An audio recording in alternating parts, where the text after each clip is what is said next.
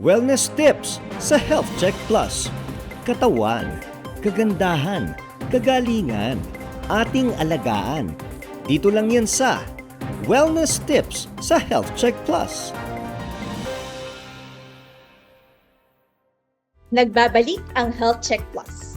Batiin po natin ang ating panauhin para pag-usapan naman ang mga community initiatives natin laban sa tuberculosis. Magandang araw po, Mr. Marlex Jerome Nugit. Magandang araw din po, Teacher Ellie, at sa mga tagapakinig nating mga health checkers. Magandang araw po. Si Nurse Lex po ay isang registered nurse at may Master in Management at kasalukuyang Operations and Field Engagement Principal ng Innovations for Community Health Incorporated. At siya din po ay isang Program Advisor ng TIFA project sa John Snow Incorporated. So Nurse Lex, bago po natin pag-usapan yung ating tuberculosis na initiatives, no? Pwede niyo po bang ipa-introduce sa ating mga health checkers ang Innovations for Community Health at ano po ang inyong ginagawa laban po sa tuberculosis? Salamat po, Teacher Ellie. So, mga health checker, ang Innovations for Community Health po ay isang NGO or non-government organization. Mas kilala po kami dahil sa aming po proyekto na tinatawag namin Kalinga Health Clinic, na isa sa mga po tumutulong para po mahanap ang mga nawawalang tuberculosis cases dito sa bansa natin. Actually, Nurse Lex, na pag-usapan po namin kanina na talagang tumataas nga ang mga kaso natin ngayon sa tuberculosis. Sa inyong pag-aaral po sa Innovations for Community Health, ano po ang inyong assessment sa paglagana po ng tuberculosis sa ating bansa? Oo, mataas at pero nakabawi naman tayo, no, mula noong pandemya. So syempre sa pangunguna po ng Department of Health, na ibalik naman nila doon sa trajectory o kung ano yung dapat nating mahanap na mga kaso sa taon-taon. Pero sa ngayon po, no, globally, kasama pa rin po ang Pilipinas sa walong watch out po, tinitignan talaga ng WHO pagdating sa TB. Pang-apat po tayo doon sa listahan na yun. Ito pong mga bansang to ay nag-a-account daw po ng 2/3 ng TB cases sa buong mundo. So ngayon po, doon sa 2/3 na yon, 7% po o 7% yung nanggagaling sa Pilipinas. So you can imagine po kung gaano po kadami po yon, no? Na taon-taon dapat po nakikita po natin o nalalaman natin na sila po ay may sakit na tuberculosis. Napakataas naman po yun, no? At talagang pang-apat po pala tayo, Nurse Lex. So medyo nakakabahala po talaga ito. Pero nabanggit niyo po sa amin kanina na meron po kayong project na tinatawag na Kalinga Health Project. Paano po ito nakakatulong para po mapabuti ang ating mga serbisyong pangkalusugan, partikular na po laban sa TB? Ang Kalinga Health Project po ay isinimulan po ng Innovations for Community Health sa tulong po ng isa pang international funder na Stop TB Partnership. Noong sinimulan po ito noong 2019 hanggang 2021, binigyan po ng grant o ng fund ng Stop TB Partnership ang Innovations for Community Health po para magtayo ng isang clinic na tutulong sa ating pong gobyerno para hanapin ang mga nawawalang TB cases. Para po mas maliwanagan po yung mga health checker natin, may tinatawag po kasi tayong missing TB cases o mga nawawalang kaso ng TB. Ito daw po yung mga may sakit na TB pero hindi sila na-detect o hindi nila nalalaman na sila talaga ay may sakit na tuberculosis kasi minsan hindi ka pa naman kagad uupuhin pagdating dito. Ngayon po ang Kalinga Health ay nakabase po sa dalawang lokasyon, isa po sa Mandaluyong at isa sa Marikina City. Ngayon po ito pong mga Kalinga Health, although po nakadesign siya na parang pribadong clinic, sa totoo lang po, ang pinakang advokasya po niya ay tumulong mahanap ang mga may TB. Ngayon po, base sa pag-aaral at sa mga researches po, no, mababa daw po yung mga nanonotify o napagbibigay alaman na may TB galing po sa pribadong sektor. Ngayon po sa datos, parang roughly nasa 29% lang daw po yung nanggagaling sa private sector. Ito po yung mga pampribadong klinika, polyclinic, multi-specialty clinic o po yung mga private hospitals. Pero po, sa kabuuan po ng health system po ng buong Pilipinas, marami po tayong pribadong sektor. So kumbaga po, tinitingnan natin na parang kulang yata yung nakikitang may TB sa pribadong sektor. Dito po pumapasok yung Kalinga Health. Ang Kalinga Health po ay nag-uugnay sa pampribado at pampublikong sektor. Ibig sabihin, sa pakikipagtulungan po ng Kalinga Health sa mga local government unit, tulad po ng Marikina City at Mandaluyong City na pinaunlakad po kami, sila po ay kumaga tumutulong po na mapaabot ang mga libreng gamot at libre pong mga eksaminasyon sa mga pasyente pong may tuberculosis. Kami naman po bilang Kalinga Health, nakikipag-partner naman po kami sa iba't iba pong pribadong sektor. Nandiyan na po yung mga stand-alone clinic o yung mga isang doktor lang po sa isang pribadong clinic, mga multi-specialty o polyclinic, ganyan din po yung mga pribadong hospital. Ito pong mga ito, imbis po sila, syempre pinakamaganda po, maggumawa po sila ng sarili nilang dot center. Pero po, syempre kailangan po yun ng kanilang ng investment at effort po, no? So, para po mas mapadali, nakikipag-ugnayan po sila sa Kalinga Health, nare-refer po doon yung mga tingin po nilang may sakit po na tuberculosis. At bilang intermediary, o yung tinatawag po namin na modelo dito na hub and spoke, ibig sabihin po yung Kalinga Health bilang hub, yung nasa gitna po, at yung mga partner po namin, yung mga spoke, na iba't ibang mga pribadong sektor, ganoon na rin po yung local government unit. So dahil po dito, nagkakaroon po ng access ang mga pasyente po na maaaring may tuberculosis sa mga gamot at mga eksaminasyon na dapat po nilang nakukuha. So sa totoo lang po, Teacher Ellie, meron na po itong mga to sa kanila pong mga LGU. Ibig sabihin po yung eksaminasyon libre naman, yung mga gamot po libre din naman. Kaso nga lang po, dahil nga po iba nating kababayan, nagtatrabaho, iba naman po busy po sa pangaraw-araw, wala po silang panahon para pumunta sa ating mga local health center. Nakadalasan po bukas ng Monday to Friday, 8 to 5. So yung mga iba po, kadalasan libre po sila pag weekend, no, o kaya po yung time po nila sa trabaho medyo salungat doon sa bukas ng health center. Ito po yung kadalasang nami-miss po natin pagdating sa screening, kaya po doon pumapasok po ang Kalinga Health. Yun po pala yung Nurse Lex, no? So napakaganda po ng inyong initiative, lalong-lalo na po yung hub and spoke model ng inyong organisasyon. So Nurse Lex, tanong lang po namin mga health checkers, ano po ba yung papel na ginagampanan po ng mga pribadong klinika at ospital sa inyong project? Malaki po, no, yung ginagampanan nila kasi kailangan po syempre ng kanilang commitment pagdating dito. Una-una po yung mga nakikipagtulungan po sa Innovations for Community Health at Kalinga Health. Dito po dedikado sila na talaga mag-refer po ng mga pasyente na tingin po nila may tuberculosis. Medyo sensitibo rin po yan pagdating syempre sa pribadong sektor. Kunyari po, isa kang pasyente, mas preferred mo talaga na pumunta sa pribadong clinic.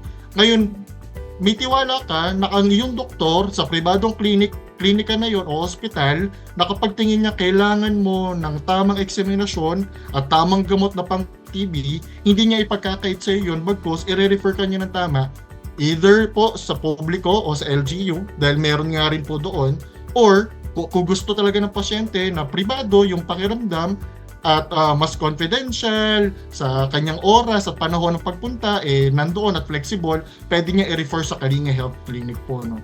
Napag-alaman po namin na sa totoo lang po, tayo mga Pilipino, hindi naman namimili tayo kung pang-publiko o pang-pribado. Pero sa totoo lang, lahat tayo, gusto lang din naman po na prioridad tayo, komportable po, at syempre, pribado at confidential yung ating pong mga datos. Kaya po yung Kalinga Health, dinisenyo po namin siya na kapag sa labas, akala mo pribadong klinika siya. Pero sa totoo lang po, isa pong NGO yung nag-ooperate sa kanya. At pinapanatili po namin siyang ganon para po syempre, komportable po yung mga kliyente at pasyente po natin. Napakaganda po ng inyong mga initiatives, no? Lalong-lalo na po patungkol sa TB. At I'm sure relate po ang ating mga health checkers dyan, Nurse Lex, no? Yung salungat ba, lalong-lalo na kahit na gusto kong magpatingin sa ating mga local health centers, no? Ako ay may trabaho, kaya maganda po na nakakatuwa na malaman na meron po kayong mga ganyang proyekto para po sa ating mga nagtatrabahong mga health checkers na pwedeng magpatingin, no, sa ating mga private centers. Yes po. Oo. So, Nurse Lex, ano naman po yung ginagawa natin tungkol po sa ating mga community health workers? Kasi marami po dito pagka pinag-usapan po yung tuberculosis, no? Malaki po yung kanilang role din. So, ano po yung ginagawa ng inyong organisasyon para po masanay at mapalakas pa ang kapasidad ng ating mga community health workers?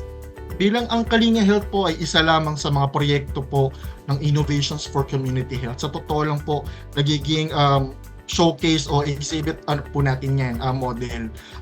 Pero po nung sinimulan namin ang Kalinga Health, meron po kami mga tinap na mga local leaders po. Ito po yung mga community leaders na aside pa po, no, iba pa po doon sa barangay health workers. Kasi po yung mga barangay health workers po natin, magigiting po yan, pero marami na rin po silang trabaho pagdating po sa kanila pong mga barangay health station. So ang ginawa po ng Kalinga Health, talaga po naghanap pa ng mga iba pang leader sa komunidad na maaaring po maka-impluwensya pagdating po sa awareness o kaalaman pagpatungkol sa TB. Nung panahon po na sinisimulan namin ito, isa po yan sa pinaka-epektibo pong strategiya.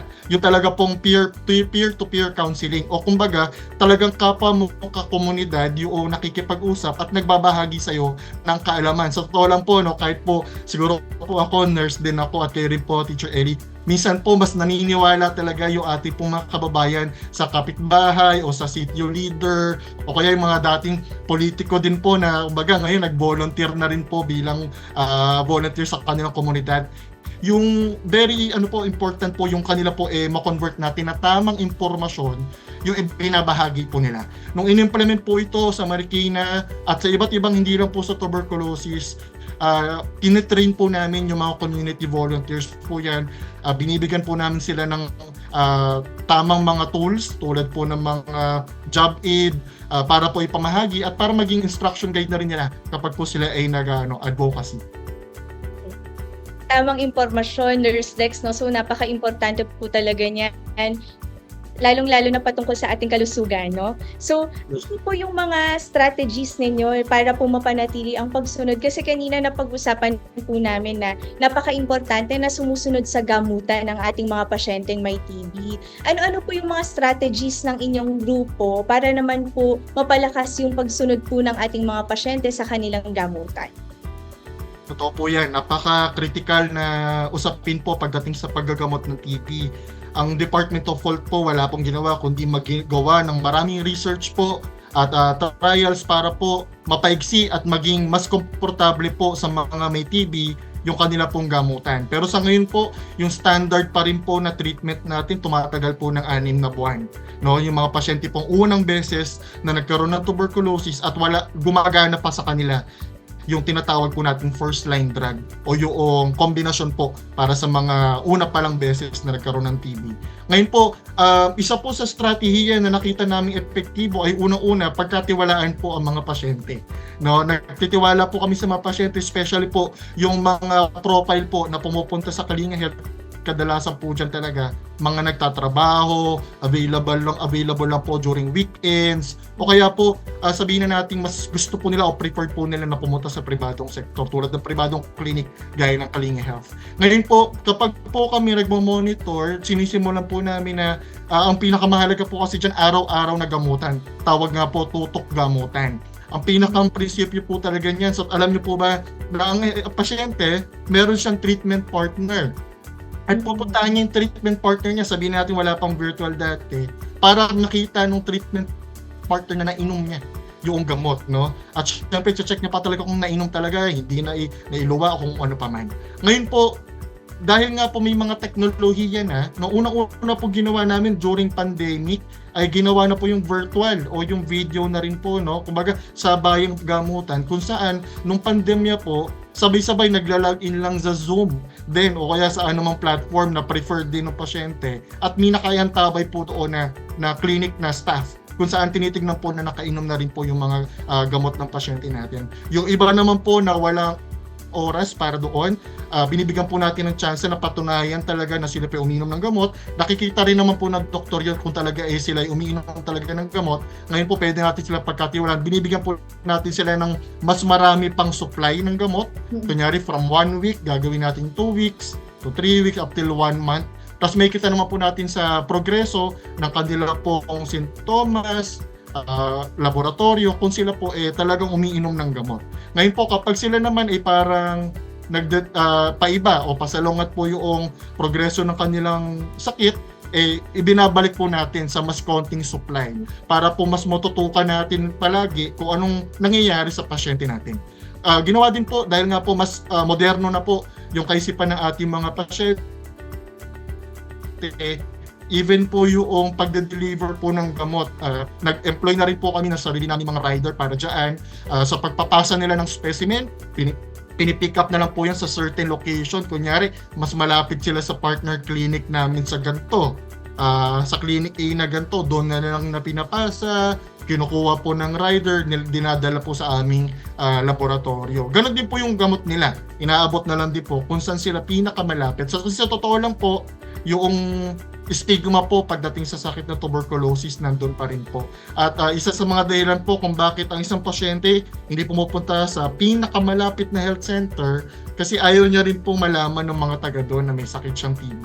Kaya minsan po malalaman natin maraming nagagamutan sa NCR pero sa totoo lang taga-probinsya sila. Dahil po doon, challenge po yun para po sa ating mga health offices paano i-monitor talaga. Ngayon po yung Kalinga Health tumutulong na kung sakaling ito yung preferred po nila na mode ng treatment, marami po silang option. Ang pinakamahalaga, uminom sila ng gamot, anuman po yung preferred mode nila. Napakaganda, Nurse Dex, nung inyong mga initiatives, no? Kasi parang napakabagong paraan na, no? Very modern na. At talagang nakabagay sa ating mga pasyente yung approach, no? So talagang ang binibigyan natin sila ng tiwala, no? Para mainom ang kanilang gamot at talagang makumpleto ang kanilang gamutan. So, Nurse Lex, punta naman po tayo kung paano po sinusukat ng Kalinga Health Project ang inyong tagumpay. Pwede niyo po bang i-share sa amin? Ano po yung mga indicators ninyo para masabing matagumpay ang gamutan ng ating mga pasyente? Okay po.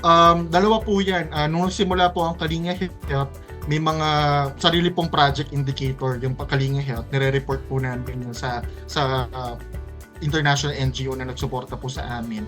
Ngayon po, kadalasan, dahil nga po ang sinusolusyon ng Kalinga Health noon ay yung gap between the public and the private sector. Ang ginagawa po namin dito, minomonitor namin ilan dito yung mga partner na namin ng mga doktor, ilan ang na-refer nila at successfully referred sa Kalinga Health.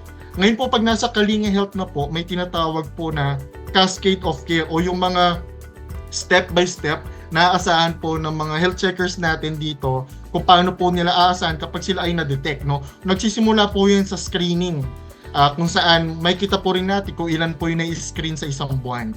Sa screening po, pwedeng konsultasyon po yan at pwede rin pong ma-x-ray na kagad sila. Ang Kalinga Health po ay merong digital x-ray na gumagamit din po ng artificial intelligence. Ibig sabihin, makabagong teknolohiya kung saan right there and then, masasabi ng artificial intelligence ng computer na paaring meron kang TB. At syempre po, may mga partner din po kaming radiologists at pulmonologists para magkumpirma nito. Dahil ang batas po sa Pilipinas, nasa ganun pa rin po. No? Syempre sila pa rin po yung talagang rehistrado na dapat magkumpirma nito. Ngayon po, kapag po sila po ay na-screen na ng isang doktor at na-konsulta at na-x-ray, at sila po ay kailangan makumpirma na sila po ay merong sakit na TB. Meron din po ang Kalinga Health na tinatawag niya Gene Expert. O ito po yung parang RT-PCR po pero pan-TB. So matagal na po itong teknolohiya na ito sa Pilipinas. I think more than 10 years o isang dekada na po mahigit.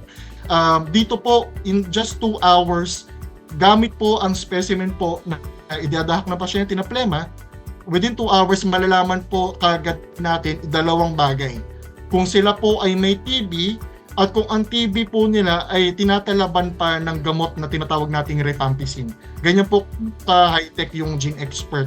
Malalaman na kung may TB, malalaman pa kung tumatalab sa iyo yung pinaka-magaling na gamot natin ngayon sa TB. Ngayon po may ibibigay po kagad ang resulta sa pasyente at doon po mismo pwede kagad siyang magsimula ng kanya pong gamutan. So ito pong mga step-by-step po na ito na po rin mismo yung indicators na minomonitor natin kung saan po nagkakaroon po ng bottleneck o challenges. Ngayon po, ito pong mga datos na ito, pati po ang pasyente po natin, na syempre protektado naman ng Data Privacy Act, ito po ay nire-report po natin sa ginawa po ng Department of Health na Information System o tinatawag po na Integrated Tuberculosis Information System or ITIS. Ang bawat Kalinga Health po ay ITIS po, no? May ITIS po talaga sila at doon po nagre-report.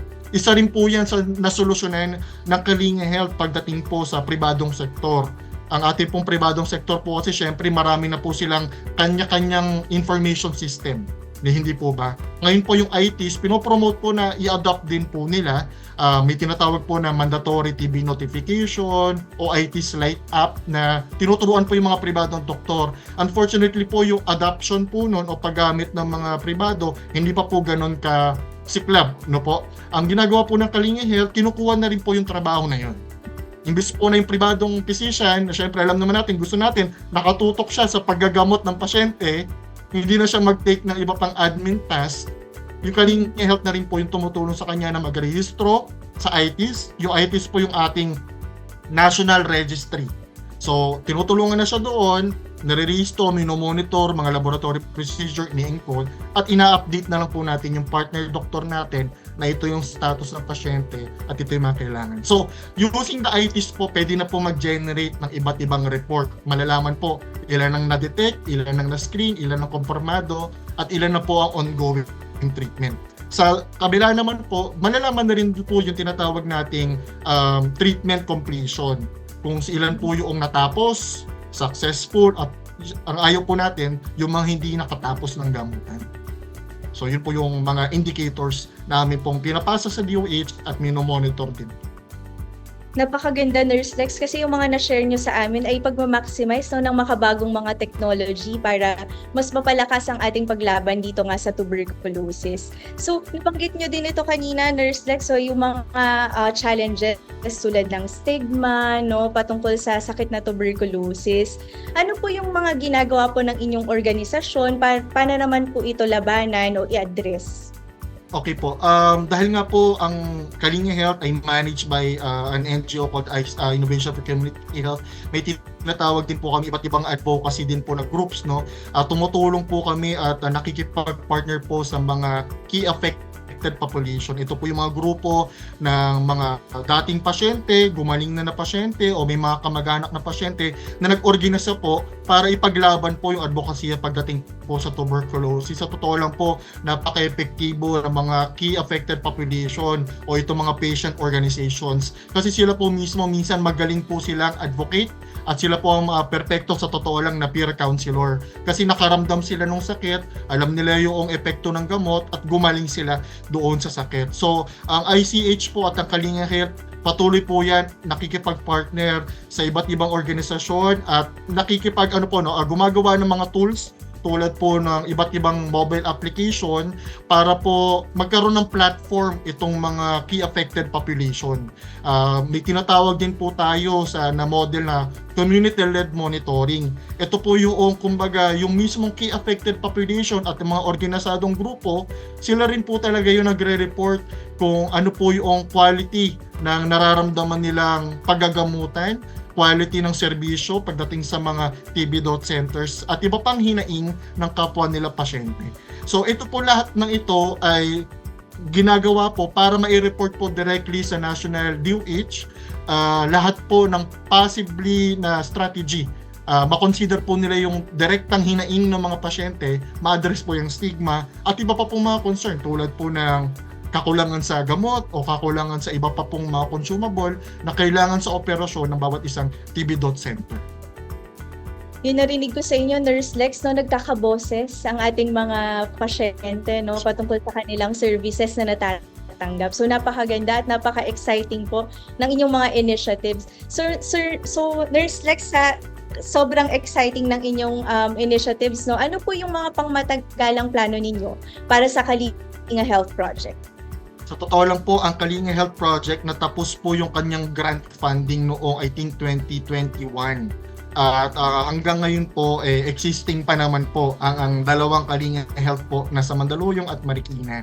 So masasabi po namin para po hindi lang sa akin, pati po sa mga kasamahan ko sa Innovation for Community Health, Lahat po ito, syempre sa pagtutulungan po ng grupong yon at syempre pakikipagtulungan po ng local government unit. Kasi po, kunyari po sa bayan po ng Marikina at Mandaluyong, talaga pong may maayos po na komunikasyon, kaya po nakapag-stay din po talaga yung Kalinga Health bilang isang social enterprise. So bilang isang social enterprise po, marami po kaming challenges kasi nga syempre para po kami pribadong clinic, nagbabayad ng renta, nagpapasahod ng mga tao at staff, at syempre mini-maintain po yung quality, no, para at least may isa pang option ng ating mga pasyente. Hindi po yung madali, aminin po namin.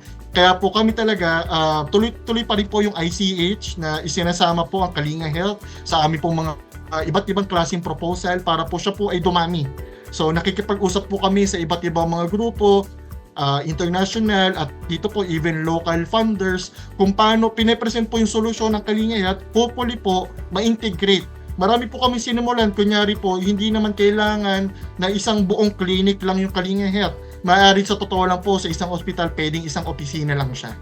Na kung saan, yun po yung minimum value na pwedeng lahat ng mga pasyente na may TB ay mare-refer po doon. Kung sakaling wala silang sariling TB Dot Center. So iba't iba po yan na tinatry naming maging sustainable, ano po yung pinaka-minimum investment pero maximum po yung impact para mapagpatuloy po ng Kalinga Health yung kanya pong advocacy niya.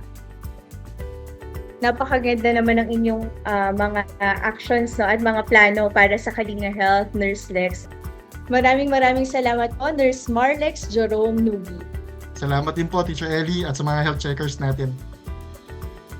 Mga health checkers, tandaan, ating pangalagaan ang ating kalusugan sapagkat ang kalusugan ay ating kayamanan. At huwag kalimutang batiin araw-araw ang ating minamahal. Be kind, be safe, and stay healthy. Hanggang sa susunod na linggo, ako po si Teacher Ellie Campos Banayat, dito sa programang pinagkakatiwalaan ng mga eksperto, ang Health Check Plus. Wellness tips sa Health Check Plus. Katawan, kagandahan, kagalingan, ating alagaan. Dito lang yan sa Wellness tips sa Health Check Plus. Sa tulong po ninyo, running to 4,000 subscribers na po tayo. Konting share na lang mga health checkers at tiyak na abot na tayo sa 10,000 subscribers bago magtapos ang 2024. Maaari ninyong balik-balikang panoorin ang ating mga episodes sa Health Check Plus YouTube channel or iscan ang QR code na makikita sa inyong mga screen. Mag-comment, mag-like, mag-subscribe, at i-click ang notification bell para laging updated sa ating mga features. Be a health checker!